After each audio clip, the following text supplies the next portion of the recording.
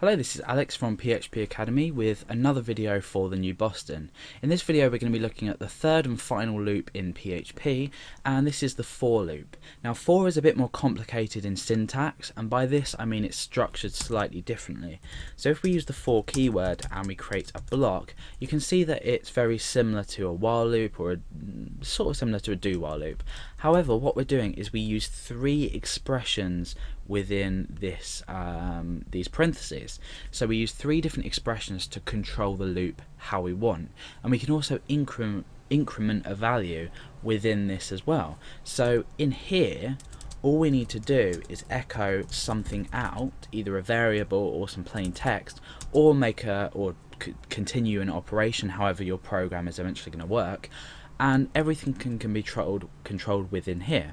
So for now I'm going to create a variable called count, and that's going to be equal to, in fact no, the reason I'm not going to declare it out there is because, like I said, we can control everything within here. So I am going to call my variable count. I'm going to append a break onto that so we can keep track of it neatly. Now I declare my count variable, or I assign my first value to it in here. So I say count equals 1. Okay.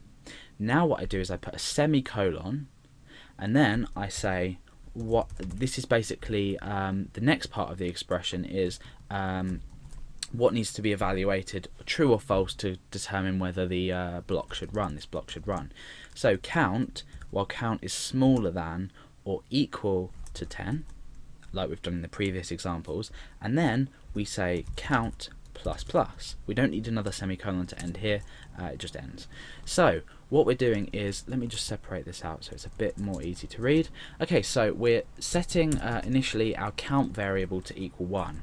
Then we're choosing this, we're creating a condition that needs to be true or false, and then we're incrementing here. And the way that a for loop works is, this is executed, then this happens, then the block runs, then we increment here, okay?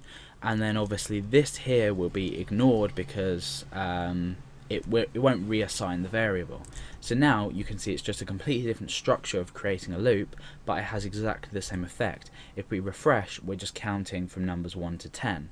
Now the beauty of doing something like this is it's a lot easier to read. We can also obviously assign this on the fly. It's neater as well. If I was to just simply change that to greater than, this to minus, so that's decrementing it, this to 1, and this to 10, now what we're doing is we're counting from 10 to 1.